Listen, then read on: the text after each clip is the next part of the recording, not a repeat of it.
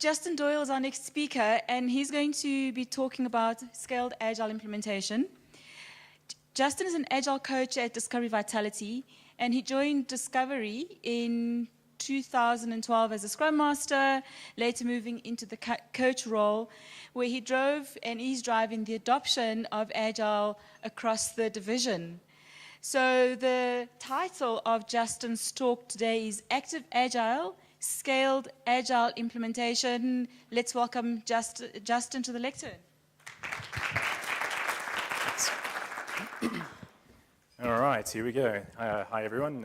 As Regina introduced me, Justin Doyle from Discovery Vitality, and I'm going to be talking to you today about the scaled agile implementation that we used for one of our products, the Vitality Active Rewards product. So to start out, I'm just going to give you a quick overview of what the Active Rewards product is, so you may not know.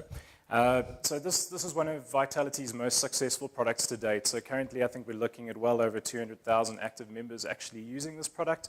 And very simply how it works, you download the Discovery app, you get active all through the normal sort of processes. You go for a run, you do a park run, you go to gym, whatever it is. You get points for those activities that you do. And then as part of the Active Rewards program, we set a weekly goal for you. So be that 300 points or 900 points that you have to achieve for that particular week. And if you achieve that goal through the activities that you've done, you get a free smoothie or coffee from Coolwire or VDE. Okay, pretty straightforward. Who would have thought that would actually really work? When we sort of saw this product concept initially, we were like, really? Are people going to get out there and do a heck of a lot for a free coffee or smoothie? The reality is we've got Coolwire sort of moaning at us on a daily basis because we're breaking their smoothie machines. It's been pretty successful. The product has also grown since the initial launch that we put out. So over and above the normal goals that we've got team-based goals. You invite a couple of your friends on. If they achieve all their goals, you get an extra smoothie or coffee. And then we introduced a couple of other benefits. Apple Watch benefit, get a free Apple Watch, meet your goal, don't pay for it. Gym booster benefits, meet your goals, get up to 100% discount on your gym benefits, and we're currently working on a flight booster discount as well, up to 100% on local flights, so that should be coming soon. So that's all great, and that's work that we've subsequently done, but when we initially started work on the Active Rewards product, we took the MVP approach that the previous speaker was talking about. We took 2 months to try put this thing together and get it out, which was a little bit terrifying, given the context and what was involved. So just to give you a little bit of an idea of what we were working with. So we initially started with just one team working on the Active Rewards product in the Vitality RSA space. And we quickly found out that would never be enough to get this product done within the timelines. So we eventually, so that led us to having a look at a scaled implementation, trying to get this out as fast as possible. And we eventually ended up scaling to about 10 different teams across 2 divisions, and two of those teams were to external partners or vendors that we were working with. So there was a lot going on here. In terms of the diagram that we've got over here, so we've got front-end teams, we've got back-end teams, integration teams. So the reality is we were dealing with the Discovery app is a corporate app, so it's housed and controlled by a centralized corporate function.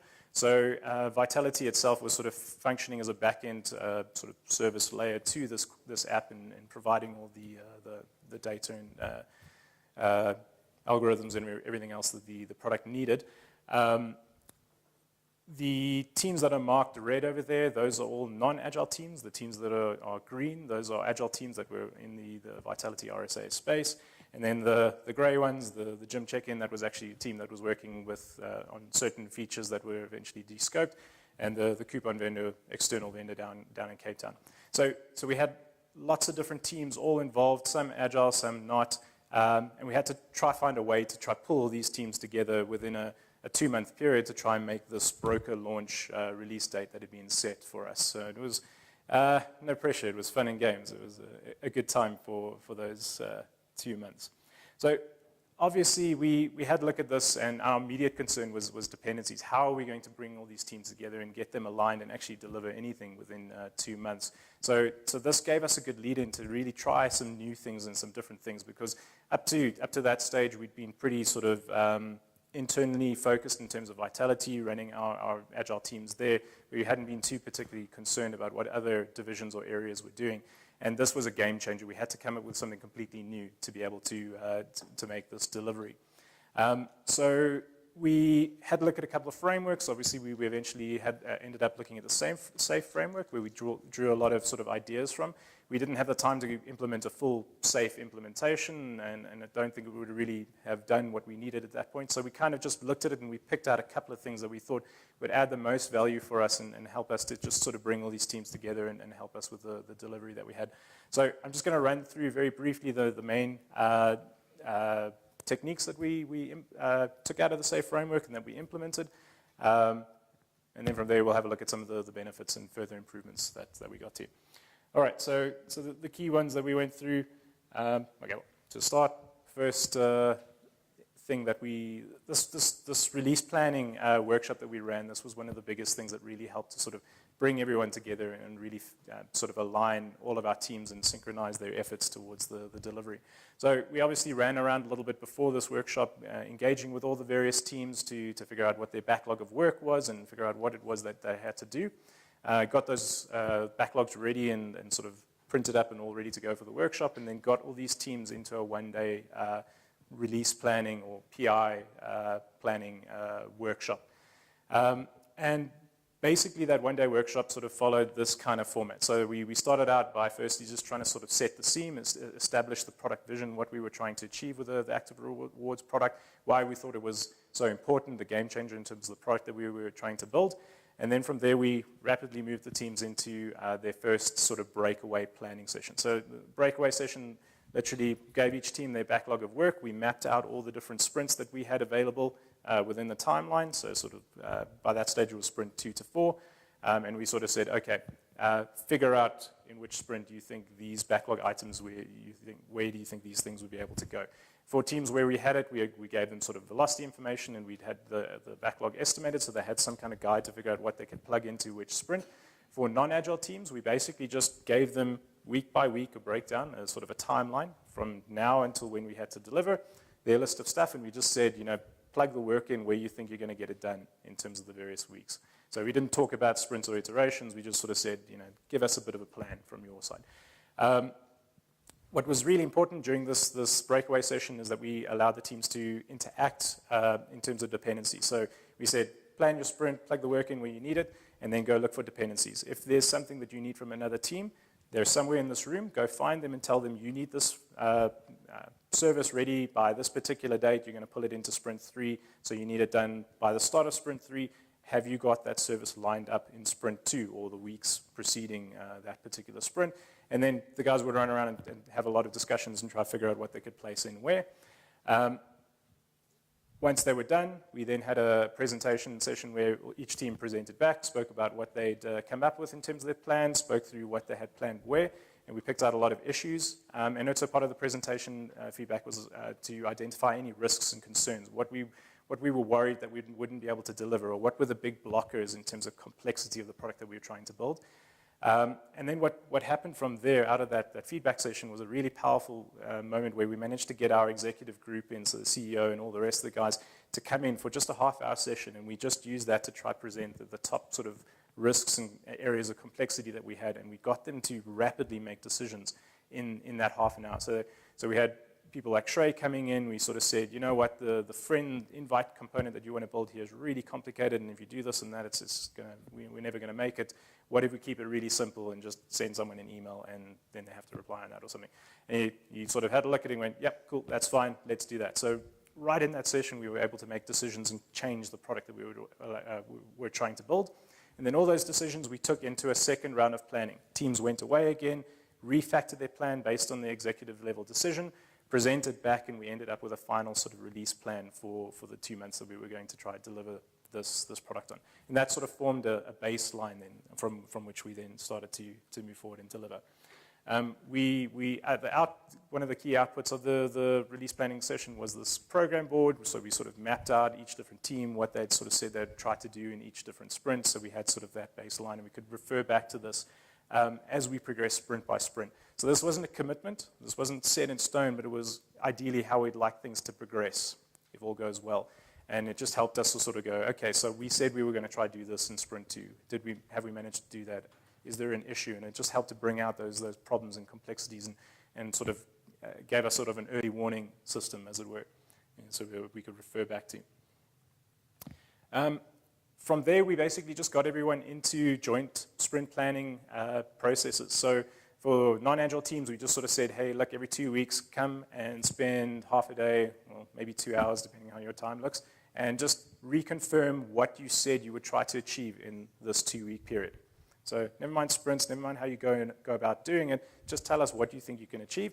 For our agile teams, obviously, we'd had that sort of backlog. We reviewed the backlog, and we sort of reached our sprint commitment for the next 2 weeks. What was very important in terms of the sprint planning, so we learned a couple of things, and I'll talk about that hopefully later, was that we immediately realized that we had to take a front-backwards kind of approach. Because we were trying to deliver value every single sprint, and essentially we were delivering a vertical slice across multiple teams, which was pretty scary.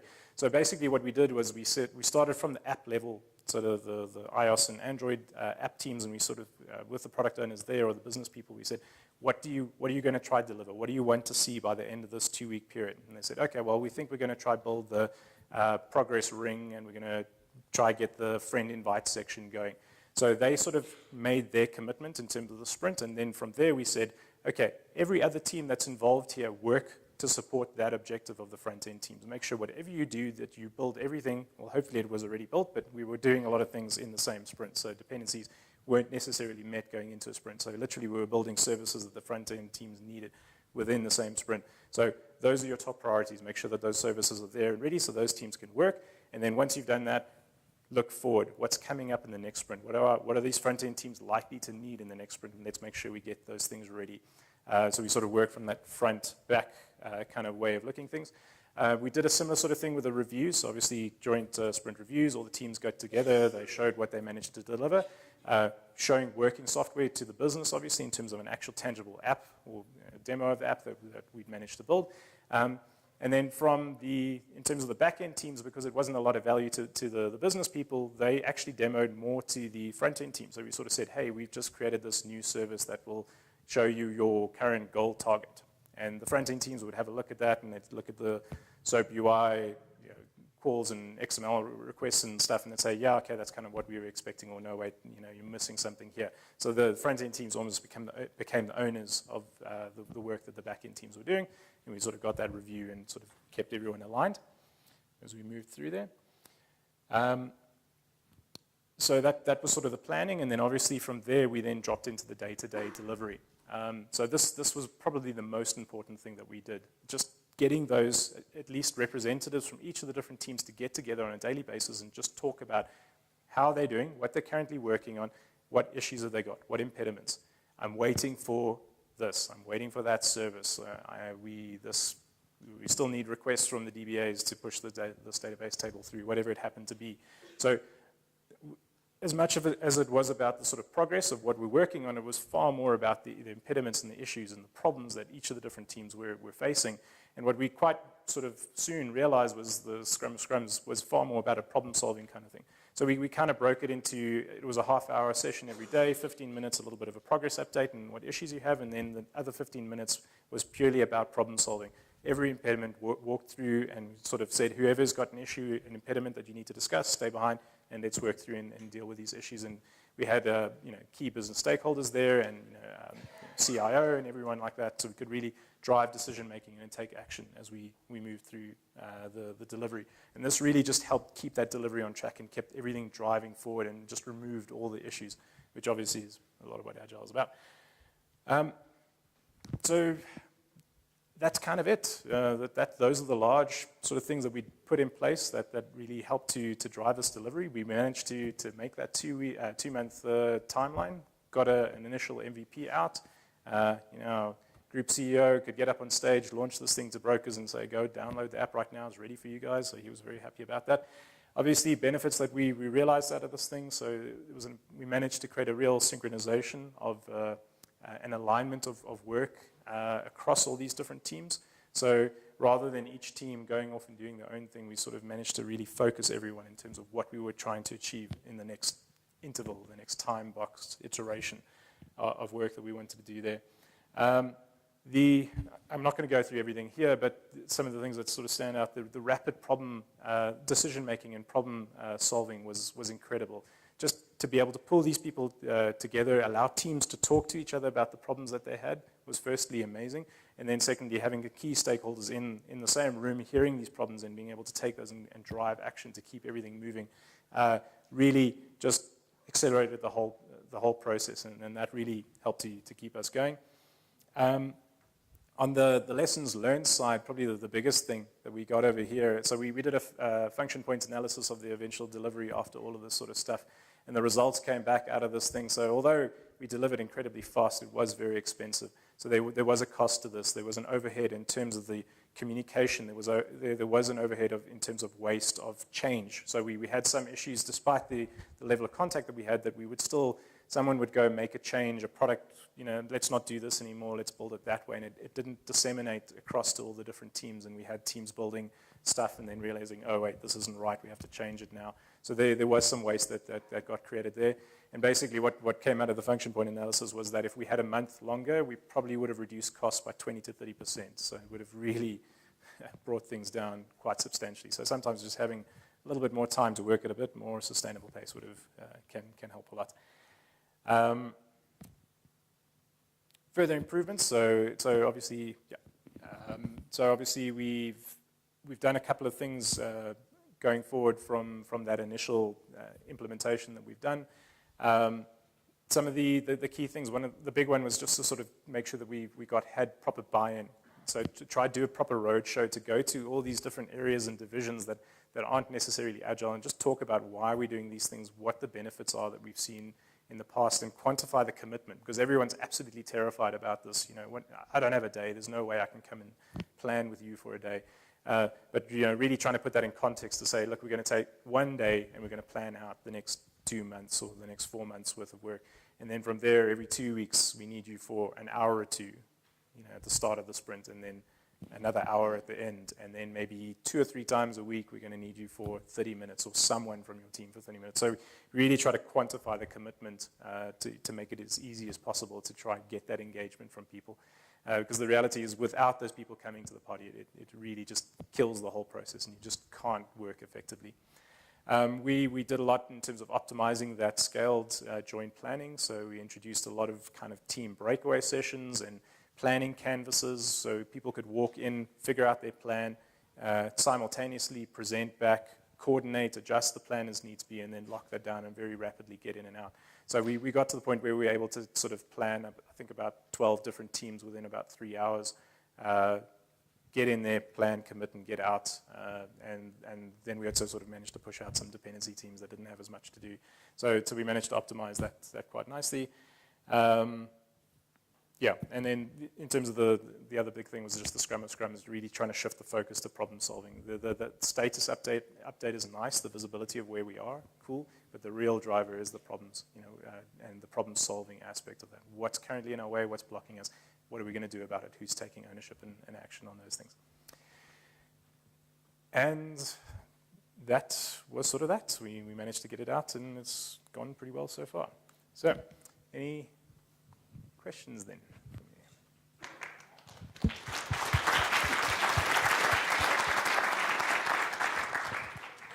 We have time for one question, or two if you want to cut into your tea time, so you decide.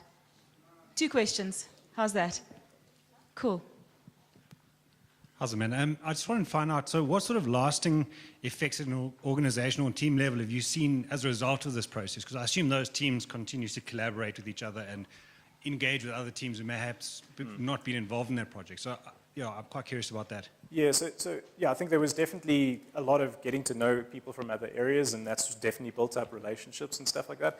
From a sort of an organizational delivery perspective, I think it's managed to sort of get to that sort of group CIO kind of perspective, and people have really gone, wow, okay, this was something that we need to do more of. The problem that we've sort of seen, though, is so this project or product worked really well because it really had top priority across the group. It was the most important thing that everyone had to try focus on and get out. And what we've seen in subsequent kind of implementations where that priority wasn't necessarily in place, so where it's the most important thing for vitality, but it's number 10 on life's sort of backlog of stuff to do, then it becomes incredibly difficult to get time from those people and really pull them together. So as much as I think people like the approach and want to do it more, the priority at a group level really becomes important about what everyone needs to focus on. So that from an approach and implementation perspective, that's sort of the one side. But absolutely from a people, personality, getting together, because this was really the first time that those people had actually gotten into a room and ever been able to speak to each other. So you had development teams from all different areas getting together and saying, how are we going to do this thing? But wait, we can't do it this way. This is, we need a 3-week lead time to deploy something to the App Store, where another team had been thinking, oh, well, we'll work right up to the last minute. So those kind of conversations really came out, and I think that was powerful, and it helped to build those relationships across those teams as well. Okay, one more.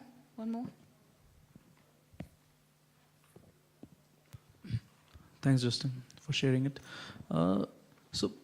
In Scrum of Scrums, what way did you use to highlight dependencies? So like we have used threads, but sometimes it becomes a bunch, like a big ball of mud of threads. Yeah. So what way did you use to highlight dependencies? So we also tried the whole string thing, and you can sort of see it a little bit in this photo over here. The reality is when we started to try and map every dependency, we also just ended up with an absolute spider's web. There was just so many dependencies, it was impossible. So largely we just dealt with it via conversation. We just tried to make sure that people spoke to each other about what they needed and spoke about when they needed it, and just try to get them to look at it in terms of that alignment of work, what needed to happen when. And worried a little less about trying to visually represent that. It was enough to get those people into a release plan, let them work together and figure out the base plan. And then obviously every single joint planning session, they spoke about it again. Oh, I need this, I'm still waiting for that. So in the planning sessions and the daily Scrum of Scrums, those conversations were constantly coming out and being iterated over and over again, and that largely took care of the dependencies. Cool. Thanks, everybody, and thank you, Justin. Great. Thanks, Ria.